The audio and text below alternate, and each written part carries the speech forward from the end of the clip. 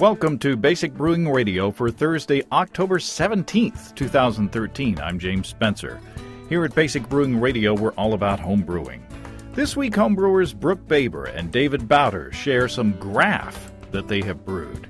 This Stephen King-inspired fruit beer was sampled by Steve and me after a recent shooting of Basic Brewing video. We'll tell you how it tasted and how to make it. If you're new to home brewing or would like to get into the hobby for the first time, check out our website, basicbrewing.com, where you can find archives of our audio and video podcasts and our DVDs to walk you through basic and more advanced brewing techniques. You can follow me on Twitter. My username is Basic Brewing, all one word. Also, you can find me on Facebook at facebook.com/basicbrewing.james. We have a Basic Brewing Radio and Basic Brewing Video page on Facebook as well, facebook.com/basicbrewing. We're on Google Plus too, and thanks again to everybody clicking on the Amazon.com associate link on our basicbrewing.com site. You know how that works. Whenever you think of shopping on Amazon, go to basicbrewing.com first. Click on our Amazon ad. That will take you to Amazon.com. And then you can shop as you normally do without paying any more. The only difference is that we will get a commission from whatever you buy. We greatly appreciate everybody who has done that. We also have associate links for Brew Your Own Magazine and the American Homebrewers Association on our site, too. You can find our Basic Brewing iPhone app on iTunes and our Android app on Amazon.com. We're on the BlackBerry podcast directory, and we're on the Stitcher app, and we're on the Windows phone directory, too. And I'm sure we're a bunch of other places, too. Check out our Brewer's Logbook at basicbrewingshop.com. In the front is a blank calendar that you can use to track your fermentations and plan your brews. And there is room in the back to log the details of up to 50 batches of beer. If you want to put a tip in our tip jar, some coinage in a guitar case, you can go to basicbrewing.com/support. And thanks to everybody who has done so already. Especially handy for those of you who are outside the United States and, shipping is sort of expensive for some of our stuff. So that's a way you can support us that way. Protect your precious beer with one of our growler bags. Check those out at basicbrewingshop.com as well. You know, last week, in the heat of everything, I forgot to mention the Great American Beer Festival. Since I didn't go this year, it slipped my mind. Maybe that's a subconscious defense mechanism to keep me from getting, jealous of everybody. Now, Andy Sparks was in the area for another reason. He had something to do in Boulder, and I think he got to drop in on one of the sessions for the festivities. I hope that everybody had fun at the Great American Beer Festival. I know that Jeff and Greg from Craft Beer Radio were out there, so I'm looking forward to hearing what they got into. A new episode of Basic Brewing Video may be up by the time you hear this. This week, Steve and I sample 2 homebrews based on rye that you have actually heard us taste on this show. I tweaked a couple of the recipes that we've done in the past, and I think the results are very tasty. Low-gravity, tasty beers brewed with rye. We'll take you step by step on how to brew them in the episode. Let's take a quick look into the mailbag for some tips from listeners, shall we? Matt from York in the UK writes in. Matt says, I remember someone asking the question about using spent grains as mulch. And so far, I don't know if anyone has come up with an answer. Well, it so happens that a few weeks prior to listening to that podcast, I had the exact same idea and spread the spent grains from an all-grain batch of brew over my plants to use as mulch.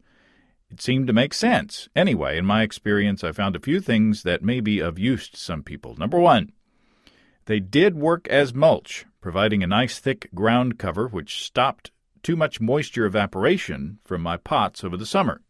Number 2, they gave the garden area a nice color after it had been spread. Interesting. Number 3, I noticed that after a few weeks a layer of mold and mildew developed under and between the grain layer. And number 4, this smelled a bit sour and got me thinking, is this altering my soil pH? I'm not a real horticulturist. That's a word that I have trouble with. So I cannot answer that. All I can say is that most of my plants did not seem bothered and have thrived this year. However, I have had 2 plants die on me, which could have been either because of this changing pH or just bad plant husbandry. Anyway, That's what I got from it. Next time, maybe they'll go in the compost instead of straight over.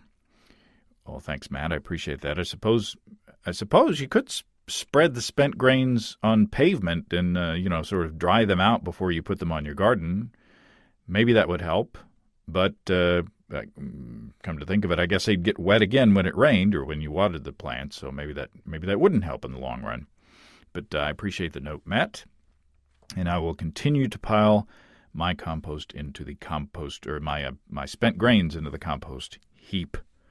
The flower beds are my wife's domain anyway, so I will stay over in the corner of the yard.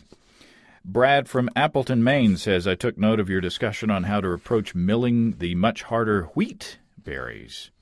I have my trusty old Valley mill set to a gap that gives me an excellent crush on all my base malts and also all my specialty malts.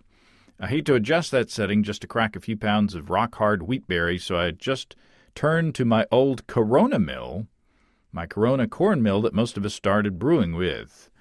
I have the plates set up to a gap that does the kind of crush I'm looking for and don't ever have to adjust that mill either. So anyway, there you go. It's a good tip. If you still have your old Corona mill from the old days and you don't use it anymore, maybe you could set that one for your wheat and or rye, and that way you have two gaps to mind, so to speak. I want to thank everybody who responded to my question on our Facebook page that I posted this past Friday. I've been corresponding with a toxicologist for a future show on stuff like whether some materials like plastic in the mash tun, for example, are toxic at the temperatures that we use them at, other issues like that. And I asked for more similar questions, and we got a flood of input on the page. So I greatly appreciate that, and I hope we can put together an interesting and informative show, or maybe a series of shows soon. So look for that.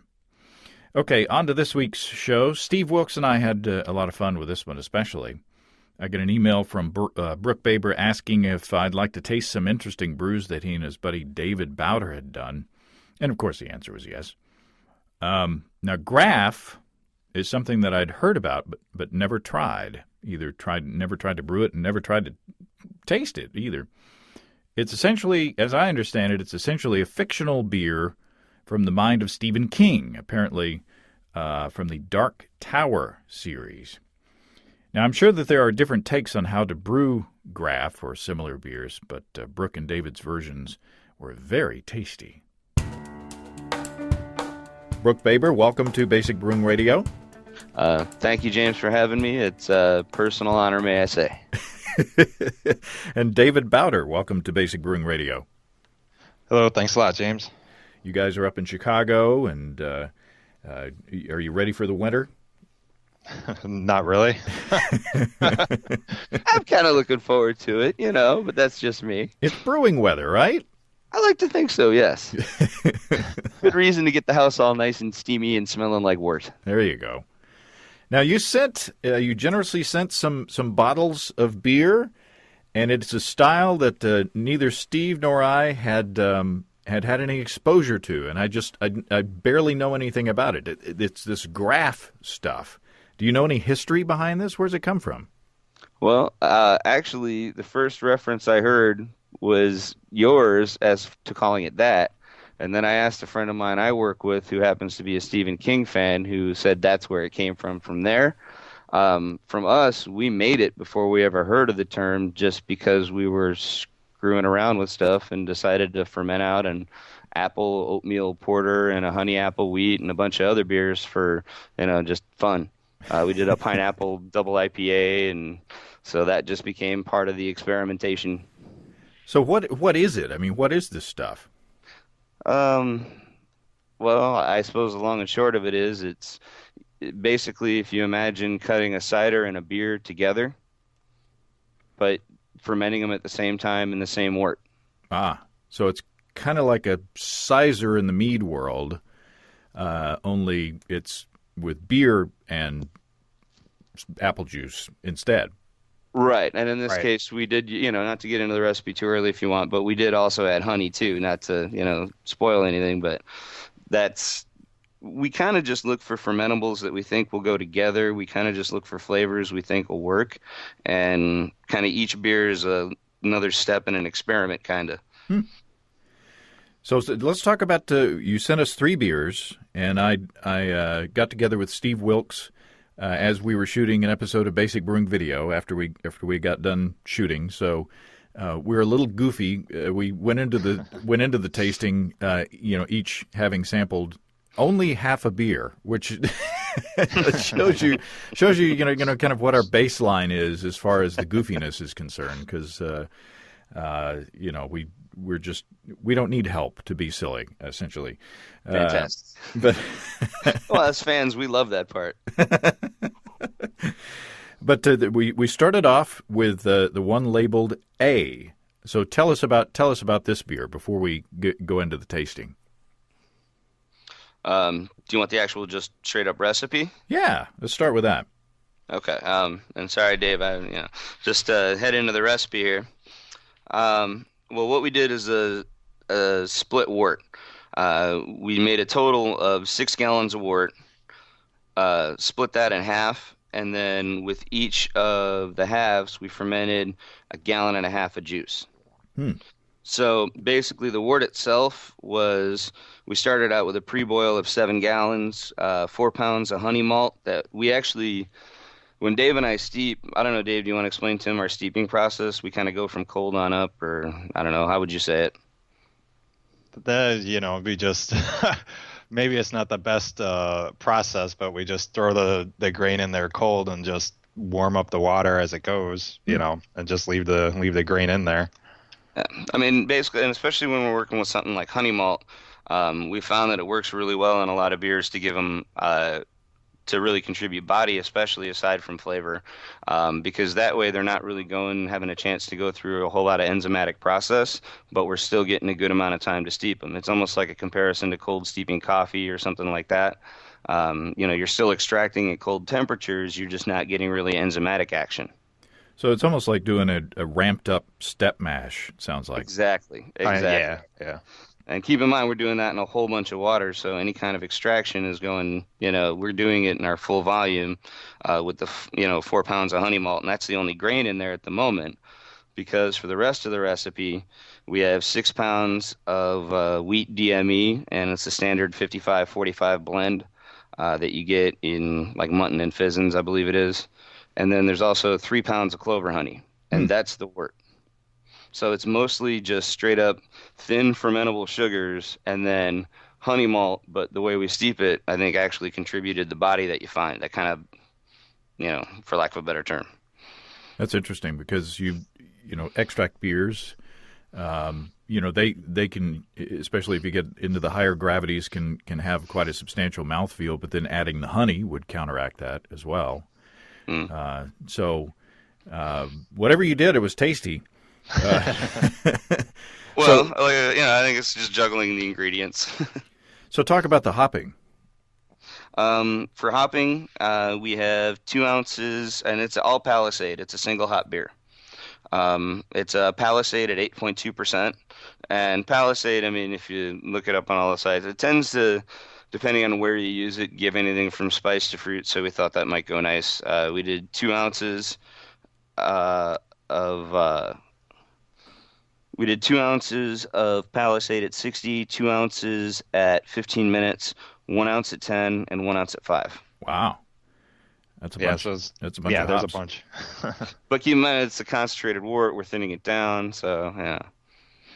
So you start off with, do you go through the entire boil with the wort together? I mean, just before you split it?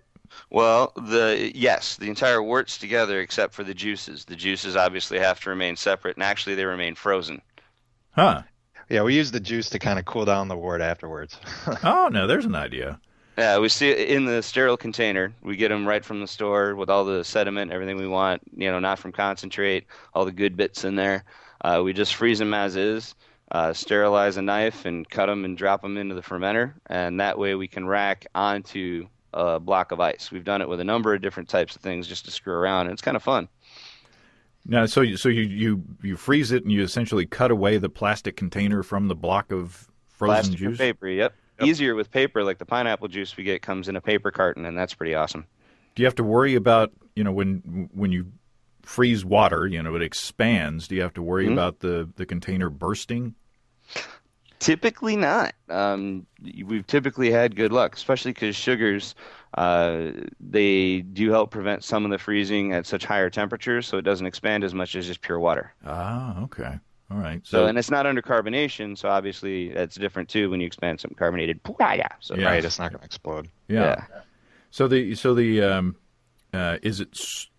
it slushy? Oh, it's slushy to a frozen block. No, it's pretty much frozen. Okay. Yeah. Okay. Interesting. Right now, before we even get into the tasting, we got some interesting tips and tricks that people can try. So you don't have to worry about it. You don't have to worry about sanitizing the juice because it's pasteurized, and freezing it and helps you cool down your wort. Brilliant. Yep. Well, thank you. That's nice of you to say.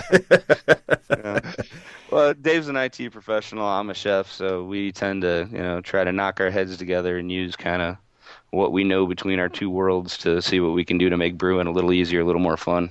There you go. Okay, well, are we ready to go into are there any? Oh, what yeast did you use? Well, here's another thing too. For this beer, we kind of fermented it low and slow because we didn't want to. We've kind of found through past beers, like I said, this isn't the first apple or pineapple beer we've made. We've kind of found through past beers that we like to do vigorous fermentations on certain ones, but these benefit kind of from slower fermentation, simply because, at least from our experience, you're not driving off a lot of the really volatile scent molecules. For whatever reason, the scent and flavor ones, some of them kind of the delicate ones, hang out more. So we actually fermented first with Y yeast 1450 Denny's 50. That took it from an original gravity of 1.049 down to 1022. And then when we checked it there, because that doesn't attenuate too far either, and we didn't actually do a whole lot of yeast. We split the pack because it wasn't very big, but that's fine. We usually do 2 packs in a 5-gallon. We did 1 pack in each. And then for that, we then pitched a little bit of saf ale on top of it to dry it out, because when we tasted it, we thought it had a little too much actual residual sugar. And we took a gravity reading, and we're like, nah, 1022, we want it a little drier. So we hit it with a little bit of saf ale, USO 5, and that took it down to 1.018. Okay. Yeah, it's well, let's get into the tasting. The first one is the apple. And Steve was tasting blind. So here we go. Okay, Steve, we just got finished shooting a video episode of Basic Brewing Video, as opposed to an audio episode of Basic Brewing Video. Those are harder to watch. Yeah, or maybe they're easier. I don't know. But we're here, and we just sampled we shared a bottle of your smoked peach beer. So if people want to see that and listen to details about how you brew that, it's a tasty one. Take a look at that video episode. Yeah. The cicadas are in the background. Summer's not all the way over yet, but it's a little cooler today, and we're sitting outside. We're sampling some homebrews from Brook. So let's do this one first. Okay. It's got an A on it. Does that mean it's the best? It got an A? I don't know. Let's see. Tell me about it. Well, I don't know. What I'm going to do, we're going to get the details on how to brew this from Brook on the show. Okay. But what we're doing is we're tasting. So maybe we'll taste these first, and then I'll tell you what each one of them is. All right. Does that sound fair? It does. It's pouring with a lot of head. There's a big head on it. Yep. It's kind of a dark amber? It's an amber. Maybe? It's like an amber ale. And there is a large rocky head. and there's good head retention. I mean, it's really it's sticking around. A prodigious head. Is that an academic term? That is academic. Cheers. Cheers. We couldn't hear that. Wait, let's do that again. Oh, yeah, yeah. Cheers. Sound cheers. effects. Yeah, we've got our Foley artist in there. Okay, so I don't know anything about this beer. This is a blind testing. We're just drinking it now. I did tell you that this is a style called Graf. Yeah, which I thought was the city government of Kansas City. So you corrected me. It was Graft.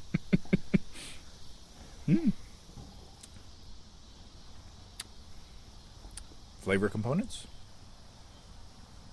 It's really good. I get it's a fruit beer. I get apples and I get cinnamon. Do you? Am I crazy? It tastes like apples to me. Go with it. It tastes like apples and cinnamon and brown sugar. I mean, it tastes like maybe some kind of a fall pumpkin beer, fall apple beer. It's really good. Oh, that is tasty. That's really good. It's sweet. It's really kind of sweet. sweet. It's not about the hops. No, but it is. You're right. It's like baked apple. I get baked apple. Yeah, and sure. I haven't talked to Brook yet about how this was made, but that's tasty. That's really tasty. It's dessert-like to me, so it's not a. This probably wouldn't be a lawnmower beer for me. No, but it's that's sitting back and watching your football team or whatever, and that's a good beer. So you nailed it. It is an apple wheat. Okay. Apple wheat. The answer is apple wheat. I'm going to need it in the form of a question. What is apple wheat? So instead of getting a little green apple, we get a little baked apple. Mm-hmm. That's tasty. Boy, good job. And I get that kind of brown sugar cinnamon thing that you expect with an apple pie. I don't know if he was going for that or not, but that's what I'm getting out of it. Yeah, I don't know I don't know anything about the recipe at this point, right? Because we're in the past. Yeah. We'll be editing with sound from the future, but I get cinnamon. You've got that, and I get that baked quality of like being in a pie, or you've had like baked apples where it's just an apple that you maybe cut the top off and you sprinkle some maybe brown sugar and cinnamon on the top of it and you bake it in the oven. Mm-hmm. And because it's a wheat beer, that makes sense to me. It has the malt bill is very light. Mm-hmm. It's not chewy. It's not a chewy beer. But it's not thin either. It's got nice body. No, but it's not. It's you know what I'm saying. If you're a home brewer, you know what I'm saying. If it's got a whole bunch of just a ton of malt in it, they kind of get thick on your palate. Yeah. If it's an extract beer, it doesn't have a ton of extract in it because there's not that. I don't get any extract, Wang. Sorry. Right. Yeah. Step on your line there. No, you're good. Wow. So good. We'll set the remnants of that aside, so we will enjoy that over the course. We're brewing. You're also brewing. I am. So these will be our brew beers as well. We boy. will ration ourselves here so that we will enjoy these. And we're in the shade, so they're not going to get skunked. You know what would really pair well with this?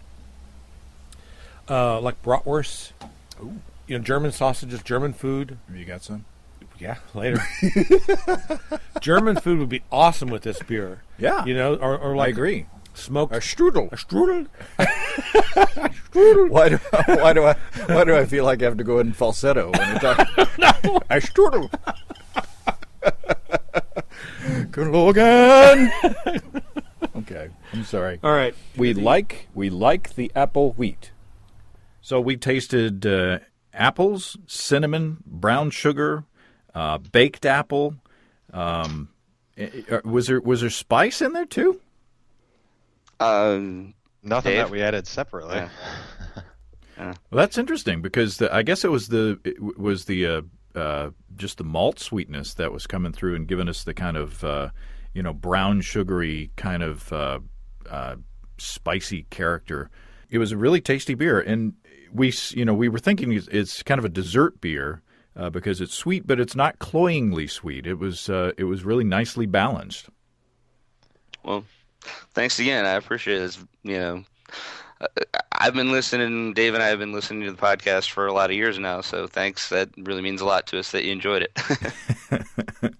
But like I said, this is a long line of different beers we've played with this fruit and this fruit technique. So yeah, that's why I'm happy to share the recipe. I hope other people make it. And the second one was the pineapple beer. Talk about this. Was there any difference at all as far as how you treated the pineapple juice or how you balanced the pineapple juice? Nope, exact same ratios, 1.5 gallons each. And then fermenter side by side. We racked the wort from each of the fermenter, or from the fermenter in till it was 50-50, and then we took the last, like I said, fermented those out, and then it wasn't until bottling that we actually mixed them. So no, it's pretty much exact same recipe, just one juice in place of the other. Did you see any difference in attenuation between the apple juice and the pineapple juice sides? No, they pretty much both finished out at exactly the same spot. I mean, one thing that I would suspect is that pineapple juice might be a little more acidic than apple cider. I don't know, maybe not, but that was why I asked. No, definitely the presence of citric acid, but I think also citric acid in many ways I think would also act as a yeast nutrient. So some of that actual acidity, while it would temporarily change the pH, once the yeast life cycle gets going, it's going to eat that pH and still, at least that's what I would think. Interesting. So let's go into tasting the pineapple. All right, we're on to the second beer. This lid has P on it, or a P on it. I'm not drinking it. It's a P, or it could be a musical note if you turn it upside down, or a D, lowercase d. It's a quarter note. All right, ready? All right, yep, here we go. Nice effervescent little psst, psst. And I'm going to do a nice little pour. And I'm not going to tell you anything about it, although the P might have you might have gotten a hint by the P. Well, it could be pumpkin, it could be peaches, it could be pawpaws. You know what? I bought some pawpaws. Did you pick them up at the farmer's market? Don't you pick up pawpaws? Isn't there a song? And you put them in your pocket. You pick up pawpaws and you put them in your pocket. Well, we tried. When you pick a pawpaw or a prickly pear, you might get a raw paw. So just beware. Okay. The bees are buzzing in the trees. Okay. All right. People with kids will know that. Okay. Cheers. Wait, Foley. Cheers. All right. Our glasses are plastic, so we have to clink prop glasses. Colonel Clink. Colonel Hogan. Hogan. Okay, that's all right. All right. Okay. On to the serious stuff. Oh, that smells also very fruity, but in a different way. Oh, my. You're channeling George Takei. Oh, my. Oh, my. I need to espouse. That's really good. I'm not even going to tell you why. Because I don't know.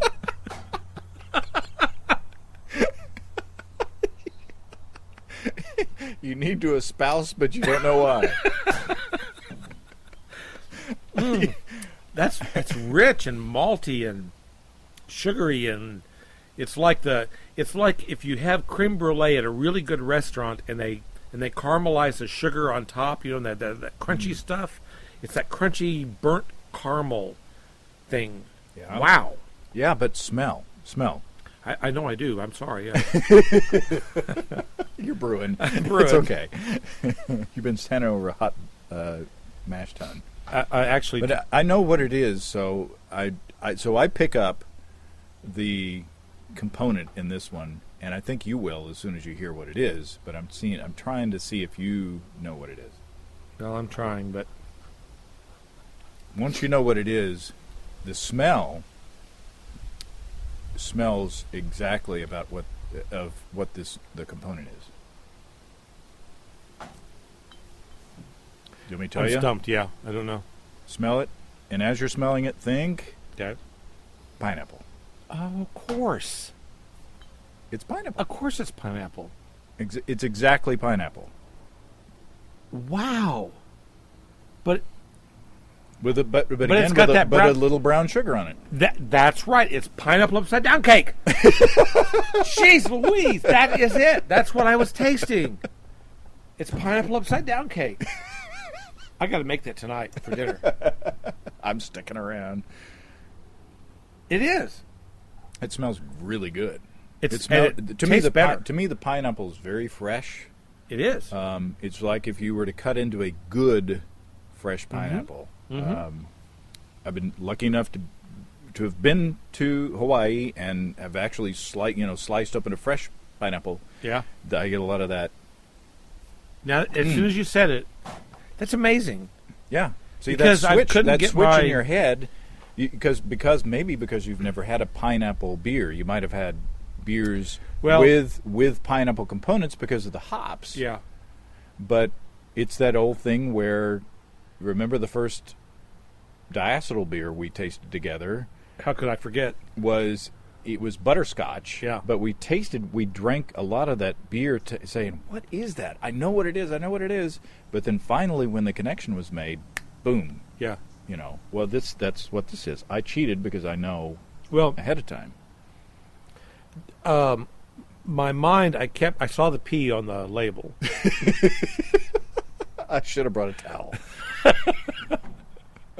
And I wanted to say that it was a pumpkin beer. And it looks like a pumpkin beer. It's dark. It's a fairly... Yeah, in looking at it's a little darker than the first one. It's a brownish amber looking ale, and it's fall, and so I'm thinking, well, it's got to be a pumpkin beer. But it wasn't, and I knew it wasn't, but I couldn't come shake up it. with anything else. Yeah. It's like I got to get the pumpkin out of here somehow, but it's pineapple. Wow. This is a style called Graf. I have to tell you that I placed a bet with myself, which I have lost Really? so far. Who do you owe? Me, I guess. And we've got one more beer, so you still have time to make the joke that I thought that you were going to make initially. Oh. I thought you would be jumping right on it. I'm Maybe we should set these aside. I feel like I'm writing a Murphy Brown here. I don't know what that means. All right, delicious. Yeah. It's sugary, in a brown sugary, but with pineapple. Yep. And somebody I know, a good friend, at holiday gatherings, takes a pineapple, slices it in half, like chunks it up inside the halves, and puts brown sugar on it, and then puts toothpicks in it. That's a lot like this. Yeah, Very good. it's very good. It's very sweet, but not cloyingly sweet. It's not about the hops. But it's got a clean finish. Is it also a wheat beer? Oh, I'm sorry. Yes, pineapple wheat. Okay. Okay. I'm seeing a pattern here. Every beer has to have the word apple in it somewhere. Mm-hmm. Adam's apple is next. Ooh. So again, rich, malty, sugary. Steve said creme brulee and pineapple upside down cake. So it brought to mind brown sugar, and kind of a spiciness there that apparently you didn't add. Nope. Well, again, as a chef, you always know spices can be direct. Spice flavors can come from a number of places. That's how you can taste them in wine. You taste them in all kinds of different things.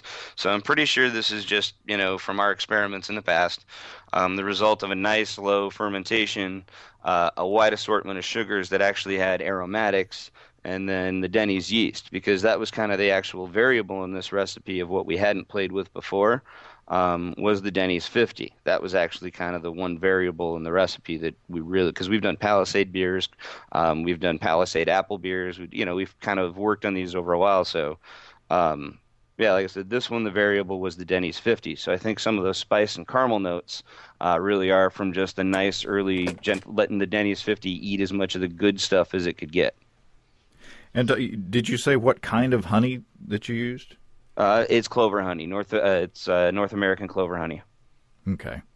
Very nice. Oh, and by the way, I said in that clip that I expected Steve to make a Graf joke.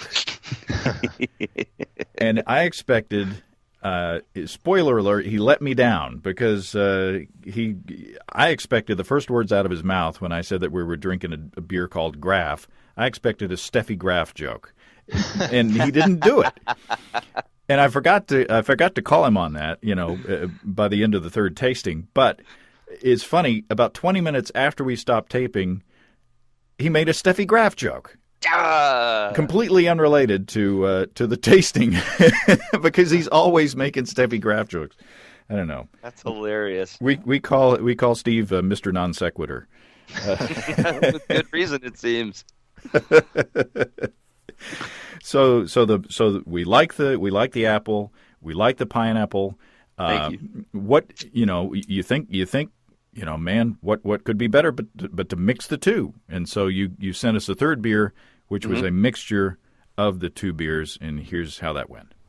Okay, we're on to the third one, and don't try to interpret the thing on the top. Well, I can't because it's A, P, and 3. Well, it could be a 3, could be a W, could be an M. That's why I'm being careful. Or it could analysis. be an E. You're right, good. So, it's nicely carbonated. All three beers share a rocky head. And all three beers look about the same. Yeah, they do. The visual... Pardon me. That's a rocky head. Wow. Where'd you get... You need lessons on pouring. I was pouring aggressively. Well, any dissertations you want to recite while that calms settles down? out? Or you want to shave with that? Well, okay. It's all right. Okay. So...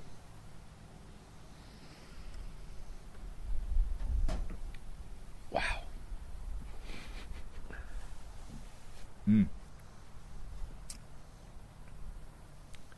Oh. It's really good. I like all three of these a lot. I like them. The more I drink of them, the more I like them. It's funny how that How happens. does it happen? That's why we're spacing them out. We're setting the remnants aside so that we can pace ourselves. I don't know what the ABV on these is. Okay, so I have no idea what What this one is. what this is.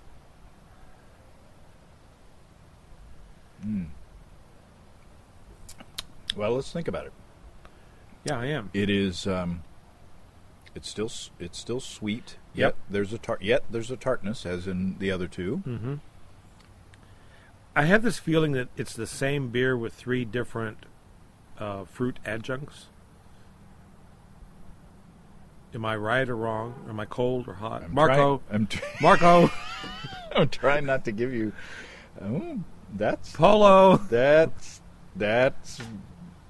okay. Keep working. I'm working it.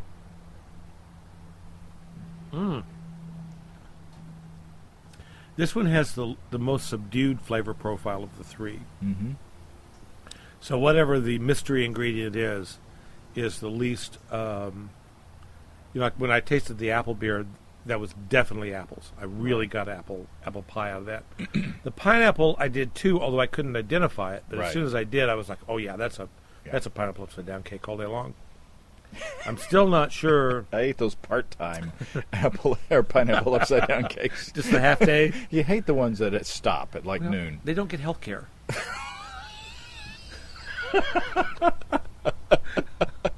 Continue.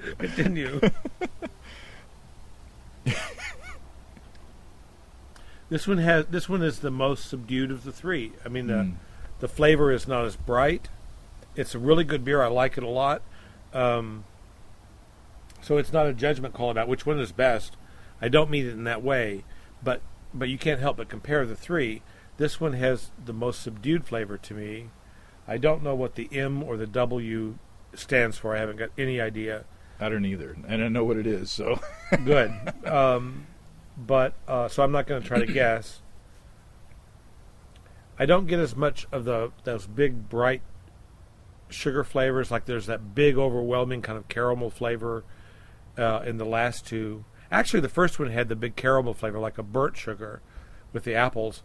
The pineapple one didn't taste like a burnt sugar to me, but it definitely had the brown sugar. This one does too, I think, but it's a little more subdued. I don't have an overwhelming feeling of what the heck is that I did with the other two. I'm really curious to know what it is, and I'm afraid that I might have a little palate fatigue. Oh well, I'm a little bit, after. So this need is some oyster crackers. Yeah, 1, 2, 3 beers before this? Is that right, or 3 or 4? And so I'm kind of like I'm having a little trouble picking it out. Well, help me out.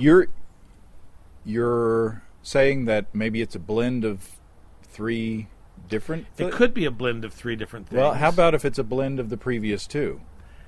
That makes sense. That's to me. what it is. Yeah, that makes That's sense. what it is. And it's interesting because you're right. The fruit flavor is subdued. And you would think that a blend of the 2 would be, be like 1 and 1 equals 3. Right. This is 1 and 1 equals like 0.5. Right, this is like a pair of Bose noise-canceling Exactly. headphones. Yeah, this is the... apparently apple and pineapple are the opposite sine waves or whatever the sound waves. Yeah, I mean this is still good. It's very good, but it's not as good as the other 2. It's not as like, wow, that is amazing. It's kind of muddy. Yeah, the fruit flavors have kind of canceled each other out. That's right. This would be the beer I'd serve first.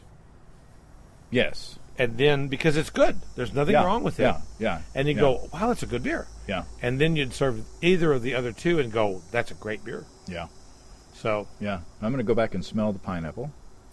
Don't do that at home, folks.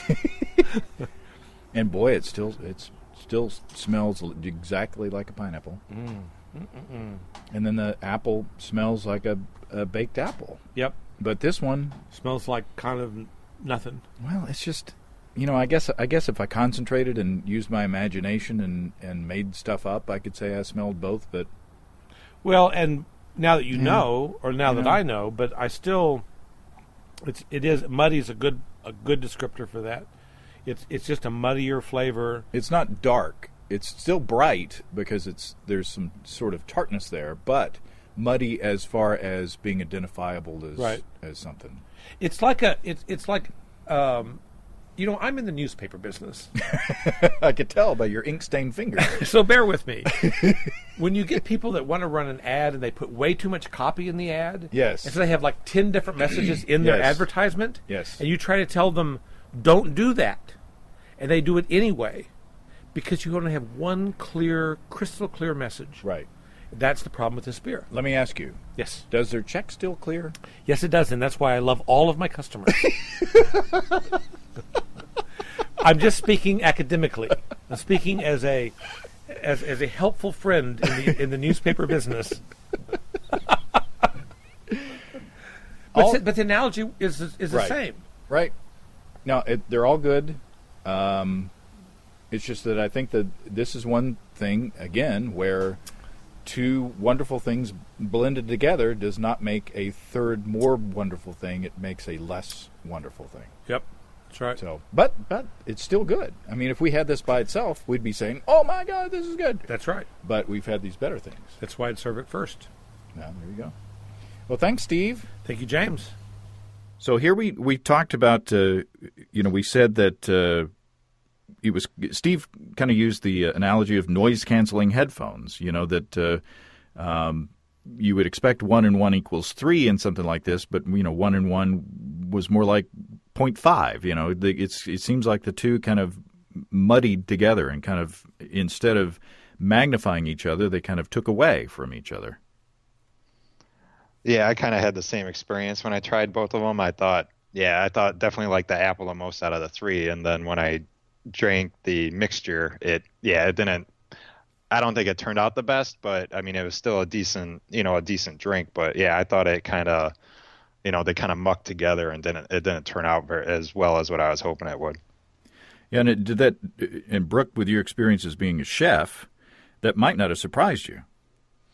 No, I guess it kind of really didn't. It's one of those things where when you're making a dish, sometimes focus is more important than layers because too many layers of flavor, while yeah, you got to build some structure into a dish, at the same time, too much and it kind of is just all over the place. And that's a little bit what I think happened there. It was just because, like I said, they fermented pretty well on their own. They seemed to taste fine on their own, but you're right. I think completely together, they just kind of clashed, for lack of a better term. Yeah, and I agree, David, that it was a good beer. And like Steve said, if he was serving the three of these, he would serve that one first, because it is a tasty beer. It's just it just didn't measure up to the other two. Right. Yeah. As a wise podcaster once, encouraged us to do lots of experiments to try to learn as much as we can as homebrewers. So for that, we're very grateful. We'll have to get that guy's name. Yeah, that's crazy, huh? Well, is there anything? I mean, have you tried any other fruit juices in this kind of recipe? Well, I won't say fruit juice, but we did for our bottling sugar once. We added freeze dried fruit. That was fun. Yeah.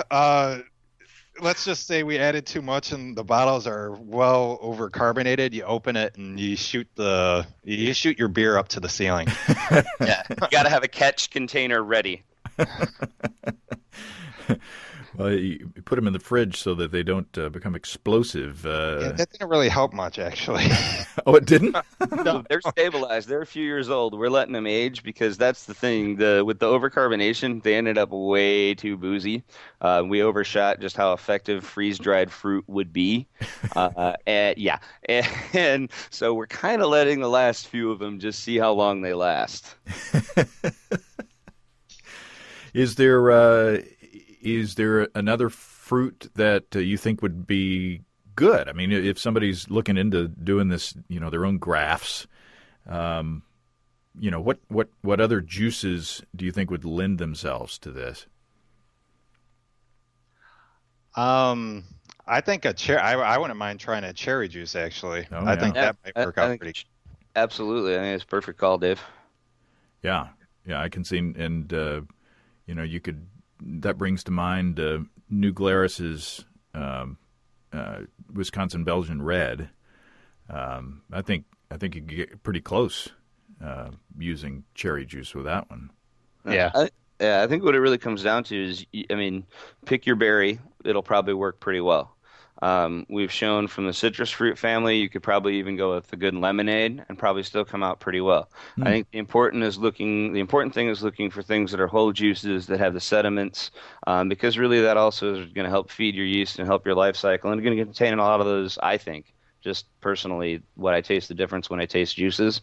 If you've got the sediments in there, you've got a lot of flavor. You've got a lot of depth of flavor. If it's been from concentrate or something like that, some of those points have been stripped away. It's like a wine that goes through a centrifuge to remove sulfites. You removed heavy molecules that contribute to the wine. So at the same time, it happens with fruit juice.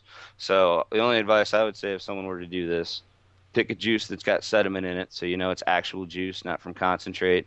Get something that's just the one juice you want to do, and don't be scared to try stuff. Yeah, well, there you go. Well, guys, this has been a lot of fun. Thanks so much for sending the beers. And oh, you're quite welcome. If you up for it, we'll send you. Like I said, we experiment a lot. If you're up for it, we'll send you more. You bet. Well, and one other thing too, I should mention, James. Like I said, I've been listening to your podcast for years, and we're hoping, just on a personal note, we're hoping to have a brew pub open by the end of 2014. If we could somehow, get you guys up here, it'd be on us to invite you. So your whole crew would be more than welcome. Awesome. Well, that sounds like fun. Well, it's yours for the taking, bud. Do keep us posted. Will do. All right. Thanks, guys. Oh, quite welcome, James. Thanks for having us on. Like I said, it's an honor. Yep. Thanks a lot, James. Thanks again to Brook and David, and to Steve Wilkes for the tough job of sitting outside on a beautiful day to sip some tasty beers. And doesn't take us much to get goofy. We're goofy drinking iced tea out on the patio. I think I'm going to steal the idea of putting the frozen fruit juice into the wort at the end of the boil. Maybe pineapple juice paired with a late hopped American Pale Ale with Amarillo hops, for example. Woo! That sounds like a lot of fun. If you have brewing questions, show suggestions, or just want to say howdy, write to james@basicbrewing.com or just fill out the contact form on basicbrewing.com. And please don't forget to tell us where you're from. Our Basic Brewing growler bags are available on our shop. Protect your precious homebrew and craft beers. You take it from place to place. Check out our support link where you can throw a couple of bucks into the tip jar by subscribing financially to our podcasts. And be sure to check out our DVDs, of course. What started it all, extract brewing and partial mashing, stepping into all grain, low-tech lagering and decoction mashing, and introduction to wine kits. You can find them all on our site. We've got combo deals to save you a few bucks if you want to buy more than one DVD at a time, and you can check out our shirts in the store as well. Our logbooks are on the store, too. Keep track of up to 50 batches of beer. You can see a listing of the fine folks across the country who sell our DVDs on basicbrewing.com, and if there isn't a vendor in your area, you can order them online in our online shop at basicbrewingshop.com. Thanks to everybody who's continued to click on our Amazon.com link. We greatly appreciate the support.